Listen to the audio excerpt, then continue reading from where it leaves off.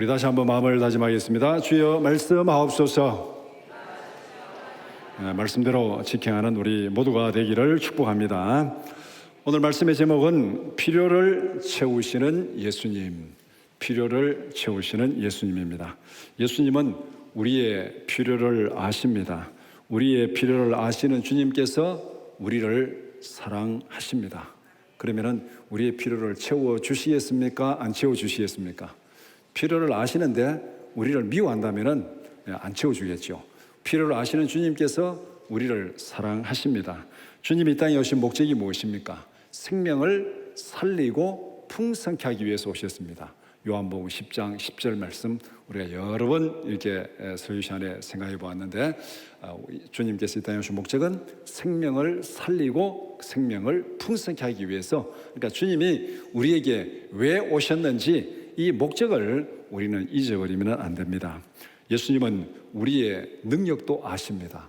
우리의 필요를 아실 뿐만 아니라 우리의 능력도 아십니다. 우리의 능력을 아시는 주님께서 우리에게 사명을 맡기십니다. 그리고 주어진 사명에 충성하라고 그렇게 명령하십니다. 근데 여기에 우리의 갈등이 생길 수 있습니다. 우리가 가진 능력은 조금밖에 안 되는데 주님께서 맡기신 사명은 굉장히 크게 느껴질 때가 있습니다. 그런데 내 작은 능력으로 이 큰 것을 어떻게 감당할 수 있느냐, 이런 고민이 우리에게 생길 수 있습니다.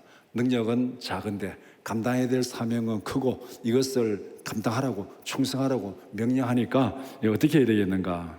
우리의 필요를 아시는 주님께서 우리의 부족한 것도 채워주실 줄 믿습니다.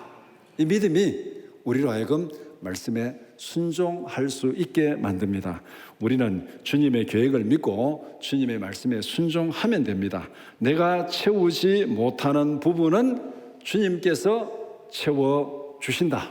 왜? 주님은 우리의 필요를 아시고 우리의 능력도 아시기 때문에 우리의 필요도 알고 능력이 작은 것도 알면서도 큰 사명을 맡긴 것은 우리에게 골탕 먹으라고 고생하라고 그렇게 맡긴 것이 아닙니다. 왜? 주님이 오신 목적이 무엇입니까? 생명을 구원하고 풍성케 하기 위해서.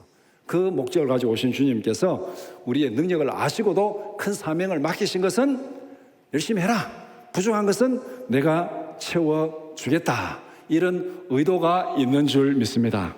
이 원칙을 그대로 적용한 사건이 오늘 함께 읽은 오병이어의 기적입니다. 이 원칙을 그대로 적용한 것. 너희들의 능력도 알고 너희들의 필요도 알고 너희들에게 사명을 맡겼는데 이거 감당하지 못할 것도 알고 있다. 그렇지만은 너희들이 할 수 있는 최선을 다해라. 나머지는 내가 알아서 해결하겠다. 이 사건이 바로 오병이어의 기적입니다. 그러니까 우리가 오병이어의 기적을 읽을 때 뭐 떡 5개 장가지 얼마나 많은 사람이 먹었느냐, 그것은 사실 중요한 것이 아닙니다. 하나님께서 어떻게, 또 예수님께서 어떻게 이 일을 이루어 가시는지 그 과정을 우리가 살펴보는 것이 중요합니다. 오늘 함께 읽은 마가복음 6장 30절에서 44절 말씀을 두 부분으로 나눠서 함께 살펴보고자 합니다. 첫 번째는 제자들의 필요를 아심, 30절에서 33절 말씀. 두 번째는 무리들의 필요를 아심, 34절에서 44절 말씀입니다. 먼저 30절에서 33절 말씀을 보면은 예수님은 제자들의 필요를 알고 계십니다. 첫 번째, 예수님은 제자들의 수고를 아시고 쉬라고 말씀하셨습니다. 제자들은 자기들이 한 일을 예수님께 신나게 보고했습니다. 30절에서 신나게 보고했는데 이 보고의 내용은 앞에 그 7절부터 6장 7절부터 이렇게 예수님께서 제자들을 둘씩 짝을 지어가지고 나가서 이 복음 사역을 증거하라고 그렇게 사명을 맡겼습니다. 그래서 제자들이 나가서 예수님이 시킨 대로 열심히 복음을 전하고 귀신을 쫓아내고 이런 능력을 행하고 오니까 자기들도 신이 났습니다. 그래서 자기들이 한 일을 예수님 앞에 신나게 보고를 했습니다. 그 보고를 들은 예수님은 그래, 잘했다, 수고했으니까 한적한 곳에 가서 잠시 쉬어라, 그렇게 말씀했습니다. 예수님이 쉬라고 말씀한 이유를 거기에 분명히 말씀하고 있죠. 31절에 오고 가는 사람이 많아 음식 먹을 겨를도 없음이라라. 여기서는 지금 사람들이 하도 많이 몰려와가지고 어떻게 음식 먹을 겨를도 없이 바빠가지고 그러니까 한적한 곳에 가서 잠시 쉬어라, 그렇게 말하고 있습니다. 근데 만약에 이런 상황에서 제자들의 입장에서 보면은 좀 불평이 나올 만한 상황이죠. 열심히 일하고 왔는데 또 보니까 또 사람들이 많아가지고 또 이렇게 음식 먹지도 못하고 이렇게 바쁜 시간에 이렇게 하면은 좀 예수님 앞에 예수님 우리가 일하는 것도 좋은데 좀 쉬고 좀 먹고 합시다. 배고픈데 먹을 것도 안 주고 어떻게 일을 합니까? 이렇게 좀 불평할 수도 있는 상황입니다. 그러나 너무 억울해할 필요는 없습니다. 왜 그렇습니까? 예수님은 제자들의 필요를 아시고 배려하셨습니다. 예수님은 봉사와 희생만 요구하는 분이 결코 아닙니다. 우리가 믿음으로 살아간다 할 때 막 희생하라, 봉사하라, 어떻게 새벽기도 나와라, 뭐해라 하니까 우리가 자칫 잘못 생각하면은 와 너무 힘들다, 막 강요하고 봉사하고 막 정말 우리가 너무 힘들다 이렇게 생각하기 쉽습니다. 그러나 주님은 우리의 필요를 아시고 우리를 배려하십니다. 주님께서 이 땅에 오신 목적을 또다시 생각해 봐야 됩니다. 생명을 살리고 풍성케 하기 위해서, 우리의 생명을 살리고 우리의 삶을 풍성케 하기 위해서 예수님 오셨지, 우리를 괴롭히기 위해서, 우리를 부리먹기 위해서, 우리를 착취하기 위해서 온 것은 결코 아닙니다.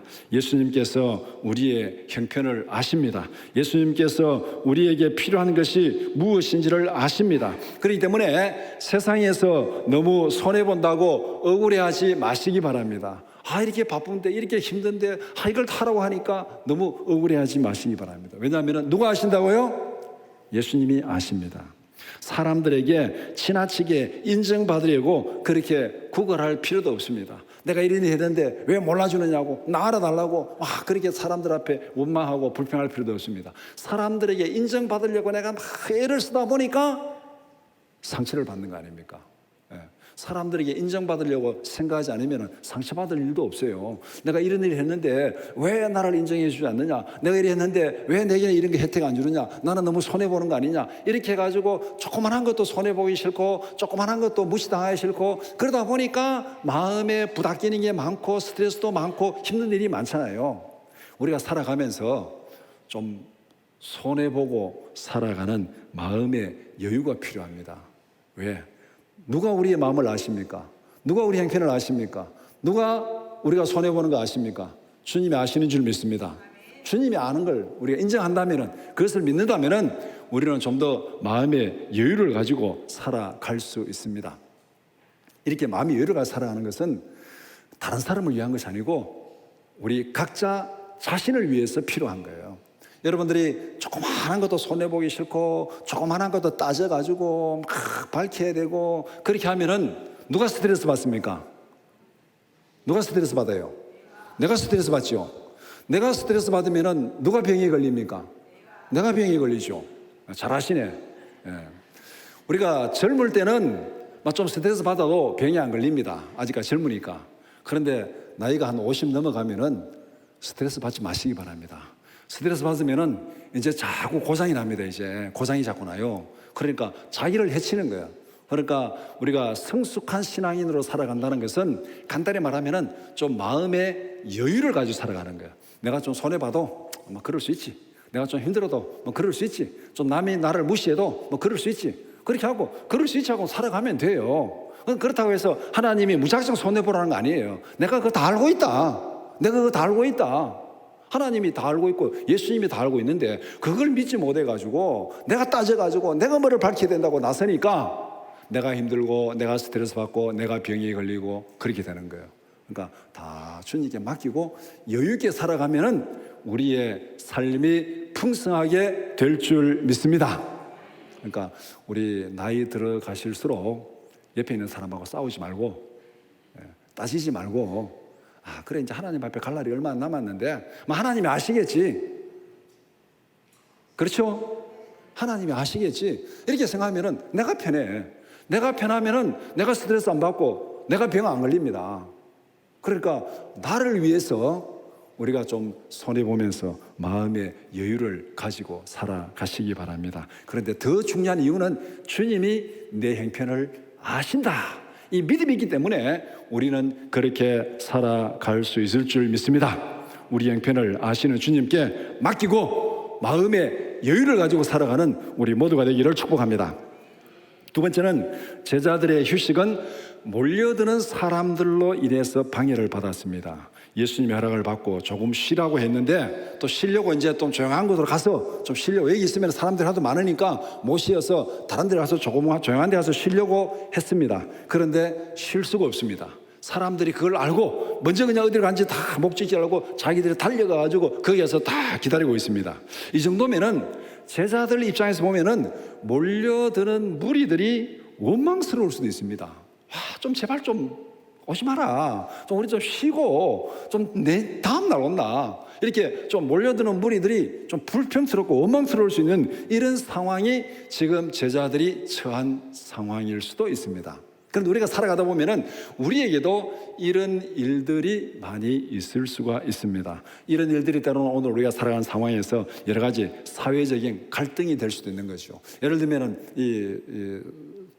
고용자와 고용주와 고용인, 사용자와 이 고용인, 이런 관계를 예를 들면은 사용자가 이 고용한 사람을 굉장히 좀 막 혹사를 시키고 일을 많이 시키고 또 보장 이렇게 여러 가지 배려도 안 해주고 그런 경우들이 신문에 간혹 나오는 걸 볼 수 있잖아요. 특별히 이제 외국인 노동자들 그런 사건 나올 때 보면은 이렇게 주거 환경도 별로 안 좋은 데다 막 이게 같이 집단 생활하라 그러고 음식도 제대로 안 주고 쉴 시간도 제대로 안 주고 그렇게 힘든 일을 시킨다. 하여튼 그런 신문 기사들. 또 이게 좀 발전하면 이제 노사 갈등이라는 게 다 이런 얘기잖아요. 우리는 좀 대우 못 받고 힘들게 혹사 당하고 있다. 이런 여러 가지 일들이 많이 있습니다. 쉬는 시간도 제대로 주지 않고 이렇게 일을 시킬 수 있습니까? 이런 문제들이 많이 있으니까 요새는 제가 알기로는 법적으로 휴식 시간을 보장해야 되는 걸로 알고 있습니다. 제가 사업을 안 해봐서 잘은 모르지만은 아르바이트생을 써도 이제 점심시간 딱 보장해주고 그다음에 어떻게 하고 이런 게 아마 법적으로 규정된 줄 알고 있습니다. 그런데 일하는 사람이 쉬고 휴식을 해야 되는 거죠. 그런데 이 휴식 시간을 너무 기계적으로 보장하면은 또 다른 부작용이 생길 수 있습니다. 일하는 사람에게는 휴식 시간도 필요하고 점심시간도 필요하시오. 근데 그걸 너무 딱 기계적으로 12시부터 1시까지는 휴식 시간에다 기계적으로 딱 적용시키면은 또 다른 부작용이 생길 수 있는데, 예를 들면은 관공서에서 여러분들이 무슨 동사무소에 가서 아니면 은행에 가서 무슨 급한 볼일을 봐야 되는데 가서 볼일을 보라니까 가서 딱 시간을 보니까 11시 59분이에요. 그러니까 창구의 직원이 휴식 시간입니다 하고 딱 앞에 편말 딱 붙여놓고 다 철수해 버리면은 민원 볼일 보러 간 사람은 어떻게 되겠습니까? 정말 난감하잖아요. 이거 좀 해주고 가면 안 됩니까? 아니에요, 법적으로 정해진 휴식 시간입니다 하고 딱 가가지고 식사 다 하고 30분이 됐는데도 업무에 복귀를 안 해. 뒤에서 차 마시고 놀고 있어. 근데 민원인은 거기서 기다리고 있어요. 지금 1시 될 때까지. 이러면 여러분이 말한 그런 상황이면 속이 뒤집어지겠습니까? 안 뒤집어지겠습니까? 식사 다 했으면 좀 와서 이거 해주면 안 되나? 1시까지 휴식 시간입니다. 이래 버티면은 참 난감한 일이 있을 수 있잖아요. 그러니까 공동체 안에서는 100% 만족하는 제도가 없습니다. 한 사람이 편하면은 다른 사람은 조금 불편할 수 있습니다. 그래서 각자의 형편과 저지에 따라서 서로 다른 불평이 나올 수도 있습니다. 제자들은 휴식을 방해받았습니다. 그러나 여기서 우선순위가 무엇인지를, 사명이 무엇인지를 한번 생각을 해 봐야 됩니다. 우리의 권리도 중요하고 우리가 쉬는 것도 중요하고 법적으로 내게 보장된 것도 중요하지만은 동시에 내가 감당해야 될 의무가 무엇인가, 내가 감당해야 될 사명이 무엇인가, 그것을 생각해 보면은 이 둘 사이에 충돌이 생길 때 우리가 어떻게 잘 조정해 가는가, 그것이 또한 우리에게 필요한 지혜입니다. 우리 모두에게는 일과 휴식을 잘 조화시키는 그런 지혜가 필요합니다. 분명한 것은 휴식은 사명 감당을 위해서 재충전하는 시간입니다. 우리가 쉬지 않고는 일을 할 수 없습니다. 육체를 가진 사람이기 때문에 우리는 분명히 쉬어야 됩니다. 피곤할 수도 있고 힘들어서 좀 쉬고 때로는 휴가도 필요합니다. 그래서 하나님께서 천지를 창조하시고 제7일에 안식하라고 휴식을 주셨잖아요. 하나님도 휴식을 주셨습니다. 그런데 휴식이 목적이 아니에요. 성경에서 휴식은 하나님께서 주신 사명을 잘 감당하기 위해서 재충전하는 시간이 휴식입니다. 그렇기 때문에 우리가 휴식과 사명, 휴식과 일, 이 둘 사이에서 우리는 너무 바쁘다고 하면서 그렇게 힘들게 살아가잖아요. 이 힘든 바쁜 세월 속에서 우리가 분명히 기억할 것은 우선순위를 잘 지키면서 살아가는 우리 모두가 되기를 축복합니다. 우선순위를 잊어버리면요 빗나가게 됩니다. 우리가 각자 어떤 일을 처음 시작할 때는 이렇게 해야지, 좋은 사명을 가지고 좋은 생각을 했는데 나중에 가보니까 엉뚱한 데 가 있어요. 엉뚱한 데 가 있는 이유는 뭐냐면은 처음에 그 일을 시작했을 때 정한 우선순위를 지키지 않았기 때문에 그렇게 되는 거예요. 그래서 성경은 우리에게 늘 말씀하는 게 뭐냐면은 우선순위를 기억하라. 뭐가 중요한지. 우리에게 쉼도 필요하고 우리에게 일하는 것도 필요하고, 그런데 이 상황에서 어느 것이 더 중요한가, 그 우선순위를 정해서 잘 결정해서 판단하는 그런 지혜가 필요합니다. 그래서 우리의 필요를 아시는 주님께서 또한 우리에게 사명을 맡기십니다. 그러니까 우리의 필요와 우리의 사명, 이 둘을 잘 조화시키는 지혜로운 우리 모두가 되기를 바랍니다. 다음으로 34절에서 44절을 보면은 예수님은 무리들의 필요를 아십니다. 첫 번째로 예수님은 몰려오는 무리들을 거절하지 않으셨습니다. 예수님은 한적한 곳에 가서 쉬려고 했습니다. 그런데 무리들이 뭔지 알고 거기서 기다리고 있었습니다. 근데 제자들 입장에서는 예수님이 다음에 오세요. 휴강입니다. 휴강 하고 좀 돌려보내야 되는데 예수님이 물이 들어오니까 또 그걸 또 이렇게 거절하지 않고 가르치니까 제자들은 또 그게 또 힘들잖아요. 휴식과 복음을 전해야 하는 사명이 충돌하고 있습니다. 분명히 예수님은 제자들과 휴식하기 위해서 한적한 곳에 갔습니다. 휴식하러 갔잖아요. 그런데 거기에 무리들이 먼저 알고 와서 기다리고 있습니다. 우리에게 복음을 가르쳐달라고, 전해달라고. 그러니까 휴식과 사명이 충돌하고 있습니다. 이 상황에서 예수님은 어떻게 하셨습니까? 쉬는 시간입니다. 가세요. 제가 며칠 전에 좀 일이 바빠가지고 일하다가 점심시간이 좀 늦었어요. 그래서 좀 한 3시쯤 돼가지고 점심 먹으러 가야지 하고 어느 식당에를 갔습니다. 갔더니 지금은 직원들 휴식 시간입니다. 5시에 다시 오픈하겠습니다. 문을 닫아놨어요.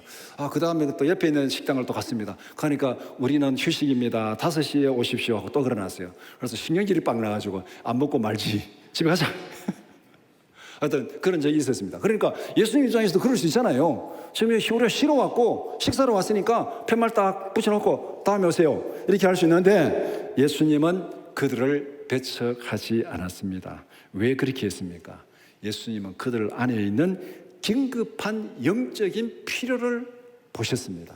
34절 말씀에 그 목자 없는 양 같음으로 인하여 불쌍히 여기사. 지금 식사를 하고 휴식하는 것도 예수님과 제자들에게 분명히 필요하고 중요한 겁니다. 그런데 몰려오는 무리를 보시고 예수님은 무엇을 더 중요하게 보셨습니까? 목자 없는 양 같음을 보시고, 지금 진리를 알지 못하고 멸망의 길로 가고 있어요. 멸망의 길로 가고 있는 그들을 보시고 그들을 불쌍히 여기사 이들에게 구원의 복음을 전하는 것은 내가 지금 쉬는 것보다 더 중요하고 내가 지금 식사하는 것보다 더 중요하다. 예수님은 여기서 더 중요한 우선순위를 발견하고 그들을 거절하지 않으시고 그들을 맞아들이고 그들에게 복음을 전했습니다. 예수님은 찾아오는 사람들을 거절하지 않습니다. 오히려 그들의 필요를 아시고 그들을 불쌍히 여기십니다. 이런 예수님의 성품은 우리에게는 엄청난 은혜인 줄 믿습니다. 우리가 새벽에, 저녁에 또는 금식하면서 밤을 새워가면서 하나님 앞에 기도하는 것은 내게 갈급한 필요가 있다는 것입니까? 없다는 것입니까? 갈급한 필요가 있다는 거잖아요. 평소에 기도 안 하는 사람이 막 기도 열심히 하면은 그 안에 갈급한 필요가 있다는 거예요. 이 갈급한 필요를 가지고 주님 앞에 나갔는데 주님께서 지금은 휴식 시간이야 하고 팻말 딱 걸어놓고 우리를 거절하시면은 우리는 어떻게 되겠습니까? 우리는 정말 난감하잖아요. 낙동강 오리알 되잖아요. 그런데 주님은 우리의 필요를 아시고 우리를 거절하지 않으시고 우리를 영접하시는 분입니다. 우리가 기도로 예배로 주님께 나아갈 때 주님은 어떻게 하겠습니까? 우리를 귀찮아하지 않습니다. 우리의 필요를 아시고 들으시고 은혜를 베푸실 줄 믿습니다. 오늘 분명히 이 말씀을 통해서 예수님이 우리에게 보여주셨어요. 쉬지도 못하고 먹지도 못하고 그렇게 피곤한 상황에서도 무리들이 찾아오니까 그들의 영적인 갈급함을 아시고 복음을 전하는 것이, 이들을 살리는 것이 먼저다. 그렇게 하고 먹는 것도 쉬는 것도 포기하고 그들에게 복음을 가르치신 주님, 이 성품이 우리가 날마다 시도 때도 없이 기도로 하나님 앞에 나갈 때 주님께서 우리를 받으시고 영접하시고 들어주실 줄 믿습니다. 이런 주님을 바로 알고 이 말씀을 알고 날마다 주님께로 더 가까이 나가는 우리 모두가 되기를 축복합니다. 두 번째로 제자들의 건의를 받은 예수님은 제자들에게 오히려 사명을 맡겼습니다. 예수님께서 쉬는 시간도 없이 천국 복음을 가르쳤습니다. 이번에는 무리들에게 문제가 생겼습니다. 어차피 예수님과 제자들 못 먹고 가르친다 손 치지만 무리들도 식사를 하지 못하고 굶주리게 되었습니다. 제자들이 무리들의 긴급한 필요를 알고 있습니다. 다 막 허기져가지고 지금 막 이렇게 좀 힘든 상황입니다. 그래서 제자들이 이것을 알고 예수님께 건의를 했습니다. 예수님도 무리들의 육체적인 필요를 알고 있었습니다. 지금 굶주리고 있다는 걸 알고 있습니다. 무리들의 영적인 필요를 알고 천국 복음을 가르쳤습니다. 이번에는 무리들의 육체적 필요, 굶주림을 알고 그들의 굶주림을 해결해야 될 상황입니다. 제자들이 무리들의 굶주림을 해결하기 위해서 예수님께 건의했습니다. 그래서 뭐라고 했습니까? 가서 사 먹게 하소서. 지금 이들이 35절에 보면 때가 저물어가며 제자들이 예수께 나와 여짜오되 이곳은 빈들이요 날도 저물어가니 무리를 보내어 두루 촌과 마을로 가서 무엇을 사 먹게 하소서. 지금 하루 종일 먹지도 못하고 밤이 되었는데 빨리 가서 좀 사 먹게 하소서. 이렇게 제자들이 건의를 했습니다. 아마 제자들이 이렇게 건의할 때는 또 자기들 나름대로 계산이 있을 수도 있습니다. 제자들도 피곤하잖아요. 하루 종일 지금 이렇게 쉬지도 못했으니까 무리들이 음식을 먹으러 다 가면은 우리도 좀 쉴 수 있겠다. 뭐 이런 생각도 작용했겠죠. 분명히. 아마 여러분들이 어떤 뭐 알바생이라든가 일하는 상황 같으면 충분히 그런 생각 돌아갈 수 있잖아요. 아, 이들이 좀 식사로 가면은 우리도 좀 쉬고 이들이 사람들도 먹고 그러면 서로 좋은 상황입니다. 그래서 예수님 앞에 건의를 했습니다. 지금 이들이 굶주렸고 날도 저물었고 가서 보내서 이제 좀 한 시간 정도 쉬고 좀 사 먹고 오라고 그렇게 보내십시오. 이런 제자들의 건의를 받은 예수님은 어떻게 하셨습니까? 37절에 너희가 먹을 것을 주라. 야, 이런 난감한 답변이 어디 있습니까? 여러분들 한번 생각해 보시기 바랍니다. 제자들은 먹을 시간도 없고 먹을 음식도 없고 피곤하고 자기들 좀 쉬고 싶어서 건의를 했는데 예수님의 답변이 너희가 먹을 것을 줘라. 예수님이 지금 알고 얘기하십니까? 지금 모르고 얘기하십니까? 우리에게 지금 이 5,000명을 먹일 수 있는 게 있겠습니까? 그래서 하도 답답해가지고 우리가 이게 200데나리온에 가서 이게 사 먹이라는 말입니까? 200데나리온 돈도 없고 또 이 저녁에 200데나리온 가지고 5,000명 먹을 거 살라 그러면 어디에 준비해 놨겠습니까? 여러분들 식당에 가지고 5,000명은 고사하고 50명만 데리고 식당에 가지고 빨리 먹을 거 주세요 하면 우리 준비 안 됐습니다. 예약하고 오세요. 뭐 그러잖아요. 예약도 안 했는데 5,000명이 어디 가서 먹을 수 있겠습니까? 그러니까 불가능한. 그래 제자들이 여기서 지금 우리가 200데나리온 떡을 사다 먹이니까 이 말은 예수님이 지금 알고 얘기하십니까? 모르고 얘기하십니까? 돈도 없고 먹을 것도 없고 지금 이 돈을 가지고 한들 어디에서 사 먹겠습니까? 우리가 다 어떻게 사가지고 와서 먹이겠습니까? 좀 알고 좀 얘기하십시오. 이런 어떤 보면은 좀 원망과 불평이 확 묻어 나오는 답변이 지금 제자들의 답변입니다. 그러니까 제자들 입장에서 보면은 정말 난감한 일을 마시 한 거예요. 좀 뭔가를 좀 일을 좀 해보자고 신경을 써서 좀 건의를 했는데 건의하면은 건의를 들은 사람이 그래 알았어 내가 알아볼게 하면은 건의한 사람이 기분이 좋잖아요. 그런데 그 건의를 했는데 건의를 받은 사람이 그래 정말 그거 필요하네 너가 그 일 해라 이렇게 되면은 건의한 사람이 정말 난감해집니다. 아마 여러분들이 살아가면서 이런 경험을 크고 작은 경험을 해보셨죠. 직장이나 아니면 어떤 일을 하면서 이렇게 건의를 합니다. 건의해가지고 이런 일이 필요합니다 이렇게 해야 됩니다. 그러면 건의받은 사람이 그래 정말 필요하네 너가 그 일 해 이렇게 하면은 그럼 어떻게 되겠습니까? 잘하자고 건의를 했는데 내게 일이 더 많이 맡겨졌어요. 그 다음부터는 건의하지 말자. 건의하면은 그 일 내게 돌아온다. 그래서 우리 사회에 생긴 얘기들이 뭡니까? 무사, 안일, 복지, 부동 이런 일이 그렇게 생긴 거예요.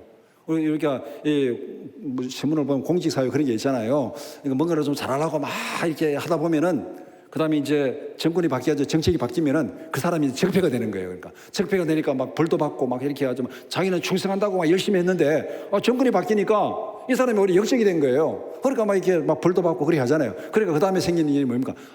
하지 마라. 아무것도 하지 마라. 가만히 있어라. 가만히 있는 게 최고다. 나대고 설치면은 네가 나중에 정권 바뀌면은 피해를 보니까 가만히 있어라. 이 얘기잖아요.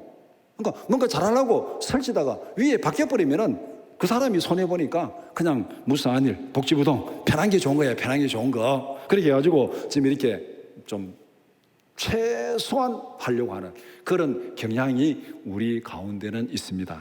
근데 성경은 뭐라고 말하냐? 절대 그렇게 하지 말라 그럽니다.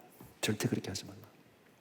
때로는 우리가 건의해서 우리가 뭐를 잘하려고 하려다가 일이 많아질 수도 있고 힘든 일일 수도 있고 불편한 일이 생길 수도 있지만은 그것이 우리가 감당해야 될 사명이라면은 반드시 그 일을 하라. 이것이 예수님께서 하신 말씀입니다.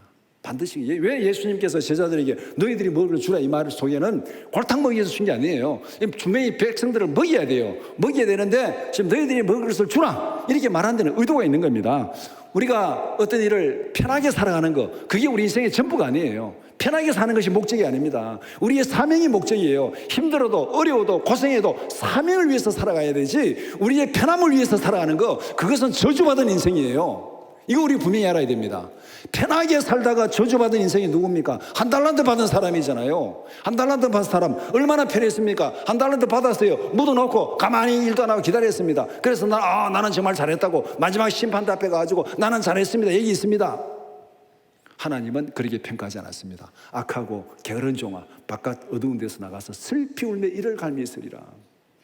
우리가 이 땅에 살아가면서 힘든 일을 안 당하고 편하게 살기 위해서 사명을 감당하지 않고 사명 포기하고 요리조리 피해가지고 사명 감당하지 않고 편하게 살았다고 큰 소리 치지 마시고 좋아하지 마시기 바랍니다. 하나님의 심판대 앞에서 완전히 배척당할 것입니다. 이것보다가 더 불쌍하고 더 절망스럽고 더 저주받은 인생이 어디 있습니까? 편하게 사는 게 목적이 아니에요. 하나님 앞에서 힘들어도 어려워도 사명이 무엇인가 아는 거, 그 사명 감당 위해서 힘들고 어려운 거, 그 형편을 누가 아십니까? 주님이 아십니다. 주님이 아십니다. 그렇기 때문에 우리는 힘들고 어려워도 내가 감당해야 될 사명이라면은 우리는 그것을 감당해야 됩니다. 그 모든 과정에 힘든 것 주님이 아신다 그랬어요. 주님이 우리의 형편을 아십니다. 우리의 필요를 아십니다. 우리의 능력도 아십니다. 대표적인 예를 한번 들어봅시다. 요셉이 바로 왕에게 부름을 받았습니다. 그리고 꿈을 해석해 줍니다. 앞으로 애굽에 7년 동안 기근이 있습니다. 심각한 기근이 있는데 여기까지만 얘기해도 요셉은 뭐 별로 문제 없어요. 근데 요셉이 뭐까지 얘기했습니까? 이 기근을 극복하기 위해서는 이렇게 해야 됩니다 하고 바로 왕에게 건의했습니다. 이 기근을 극복하기 위해서는 이렇게 해야 됩니다. 건의를 하니까 바로 왕이 그 건의를 듣고 어떻게 했습니까? 알았다, 내가 그렇게 할게 이렇게 답변했습니까? 아니면 네가 그 일 해라 그랬습니까? 바로 왕이 뭐라고 답변했어요? 요셉의 건의를 듣고 알았다, 내가 알아서 할게 그 말 하지 않았습니다. 요셉의 건의를 듣고 네가 그 일 해라, 네가 그 일 해라. 그래서 요셉이 애굽의 총리가 된 거예요. 네가 그 일 해라. 그대로 다 맡긴 거예요. 그러면은 그것이 요셉이 복을 받은 거예요, 저주받은 거예요? 복을 받은 거잖아요. 그 복을 받아가지고 요셉이 만민을 구원하고 자기 가족을 구하고 다 구원했잖아요. 그 복으로 인해가지고. 무엇을 말씀하고 있습니까? 하나님은 열정 있는 사람들에게 은혜를 베푸시는 줄 믿습니다. 하나님은 게으른 사람에게 은혜 주지 않습니다. 게으른 사람에게 은혜 주지 않습니다. 우리가 사람들이 다 본성적으로 게을러요. 저도 게으르고 여러분도 사실 다 게을러요. 사람이 다 서면은 앉고 싶고 앉으면 눕고 싶으잖아요. 육체를 가진 사람은 기본적으로 게으릅니다. 모든 사람이 기본적으로 게을러요. 그렇지만은 우리 스스로를 채찍질해야 되는 것은 하나님은 게으른 사람에게 은혜를 주지 않는다. 하나님은 열정 있는 사람에게 은혜를 주실 줄 믿습니다. 그래서 바울 사도도 날마다 내 육체를 쳐서 복종시킨다고 그랬습니다. 우리의 육체는 게으르고 편안한 걸 원합니다. 그러나 하나님은 우리에게 사명을 원하고 충성할 것을 원하고 열심히 헌신할 것을 원합니다. 하나님은 열정 있는 사람에게 은혜를 베푸십니다. 제자들은 지금 이렇게 건의해가지고 일을 더 많이 맡았습니다. 힘들었습니다. 그렇지만은 이 사건을 통해서 제자들도 엄청난 은혜를 체험한 것이 오병이의 기적입니다. 세 번째, 제자들과 예수님은 문제 해결을 위해서 각자 최선을 다했습니다. 예수님은 제자들에게 구체적인 행동을 지시합니다. 38절에 너희들이 먹을 것을 주라 이렇게 말하면 제자들이 그 말 듣고 서로 눈치 보면서 우리인데 먹을 게 뭐가 있냐, 돈도 없습니다. 200당 없습니다. 어디 가서 사 먹겠습니까? 아무것도 없습니다. 서로 눈치를 보면서 야, 이런 일이 있을 수 있냐? 예수님 지금 이 너무하다. 이거 막 자기들끼리 막 원망하고 불평할 수도 있잖아요. 말도 안 되는 일을 시킨다고. 그런데 예수님께서 그 말씀하시고 뭐라 그랬습니까? 38절에 너희에게 떡 몇 개나 있는지 가서 보라. 그래, 멀뚱멀뚱 쳐다만 보고 있지 말고 나가서 먹을 거 구해봐라는 거예요. 구해봐라. 그래, 잊지 말고 구해봐라. 이것이 예수님께서 말씀한 거예요. 가만히만 있지 말고 얼마가 있는지, 먹을 것이 뭐가 있는지 열심히 찾아보라는 것입니다. 문제 해결을 위해서 너희들이 할 수 있는 최선을 다해서 열심히 해보라는 겁니다. 그래서 제자들은 명령대로 먹을 것을 열심히 찾아다녔습니다. 찾아가지고 5,000명이 되는 무리들을 다 뒤져가지고 먹을 걸 다 열심히 구해왔는데 떡 5개와 물고기 2마리밖에 없습니다. 그것이 전부입니다. 5,000명이 넘는 사람들에게 떡 5개와 물고기 2마리, 그 한 사람이 겨우 먹을 수 있는 그 양이 있으나 마나지요. 5,000명 앞에 1인분이 있으나 마나입니다. 하지만은 이것은 제자들이 구할 수 있는 전부였습니다. 제자들은 자기들이 나가서 열심히 구해가지고 구한 전부를 예수님 앞에 드렸습니다. 다시 말하면은 자기들이 할 수 있는 100%를 주님께 드렸습니다. 여기까지입니다. 주님, 우리는 더 이상 우리가 다 찾아보고 다 노력해봤는데 구한 것이 이겁니다. 더 이상은 없습니다. 이렇게 하고 예수님께 드렸습니다. 그 다음은 누가 감당할 거예요? 그 다음은 예수님이 감당할 거예요. 예수님은 우리의 필요를 아십니다. 예수님은 우리의 능력도 아십니다. 제자들이 열심히 해가지고 다 해서 100%를 드렸습니다. 여기까지입니다. 그러면은 예수님께서 그 다음은 예수님이 알아서 하는 거예요. 예수님께서 제자들에게 너희들이 먹을 것을 주어라 시킨 이유가 있습니다. 바로 이유가 여기에 있어요. 너희들이 할 수 있는 대로 최선을 다 해봐라. 다 하지 못하고 모자라는 부분은 내가 채워줄게. 내가 채워줄게. 뭐 제자들 할 수 없는 거 알면서 골탕 먹이기 위해서, 벌 주기 위해서 그렇게 했습니까? 아니잖아요. 예수님이 오신 목적이 뭔데? 생명을 살리고 풍성하게 하기 위해서 오셨는데 그 예수님 우리에게 뭐 벌 주기 위해서, 뭐 고통 주기 위해서 일시키지 않습니다. 우리의 어떤 사명을 맡길 때 너 고생하라고 일시키는 주님이 아니에요. 그러니까 사명을 맡기신 것은 너희들이 할 수 있는 최선을 다 해라. 그러고도 부족하면은 나머지는 내가 채워주겠다. 이것이 하나님께서 역사를 이끌어 가시는 대원칙입니다. 주님의 계획을 믿고 주어진 사명에 충성하는 우리 모두가 되기를 축복합니다. 이게 원칙이, 이 원칙이 오병이어의 기적이 우리에게 전하는 메시지의 전부입니다. 뭐 오병이어 조그마한 가지고 얼마나 많이 먹었느냐, 그게 중요한 게 아니에요. 그건 중요한 게 아닙니다. 어차피 우리 힘으로 안 되는 거예요. 하나님이 하시는 거예요. 그런데 어떤 과정을 통해서 우리가 할 수 있는 어떤 역할을 통해서 이런 은혜가, 이런 기적이 일어나는가, 그것을 우리에게 보여주고자 하는 것입니다. 하나님의 계획과 뜻은 이렇게 이루어집니다. 하나님께서 인간 구원을 위해서 큰 계획을 세우십니다. 그리고 우리에게 구체적인 사명을 맡기십니다. 우리는 하나님께서 맡기신 사명에 충성하면 됩니다. 나머지는 하나님께서 채우시고 하나님께서 이루실 줄 믿습니다. 이것이 충성스러운 심부름꾼의 자세입니다. 심부름꾼은 시킨 대로 하면 되는 거예요. 그 다음 책임은 심부름 시킨 사람이 하는 거예요. 이것이 지혜로운 청지기의 자세입니다. 이 원칙을 선교적 사명에 적용을 해봅시다. 우리는 다 선교적 사명을 가지고 있습니다. 이 땅에 교회와 성도가 존재하는 이유가 무엇입니까? 복음을 전해서 죽어가는 생명을 살리는 것입니다. 선교적 사명을 위해서 하나님께서 우리에게 제시한 원칙이 무엇입니까? 이 오병이의 기적을 위해서 5,000명을 먹이기 위해서 예수님께서 제자들에게 명령한 게 있어요. 너희들이 먹을 것을 주어라. 가서 먹을 것을 찾아보라. 이 두 가지를 딱 명령했습니다. 제자들은 그렇게 하면 돼요. 그렇게 해가지고 이것이 전부입니다. 가져왔어요. 가져오니까 나머지 예수님이 다 알아서 해결했습니다. 그러면은 우리가 선교적 사명을 위해서 하나님께서 우리에게 제시한 원칙이 무엇입니까? 우리가 해야 될 일이 무엇입니까? 그 일을 하면 되는 거예요. 로마서 10장 17절 말씀 같이 보겠습니다. 그러므로 믿음은 들음에서 나며 들음은 그리스도의 말씀으로 말미암느니라. 사람이 구원받는 것은 믿음으로 구원받습니다. 믿음으로 구원받는데 이 과정에서 하나님께서 우리에게 맡긴 사명이 무엇입니까? 믿음은 들음에서 난다. 들음은 그리스도의 말씀을 믿는다. 우리가 할 일은 나가서 말씀을 들려주는 것, 말씀을 설명해 주는 것, 말씀을 가르치는 것, 이것이 우리가 하는 일의 전부입니다. 우리가 그렇게 가르치다 가지고 우리가 그 사람을 거듭나게 할 수는 없어요.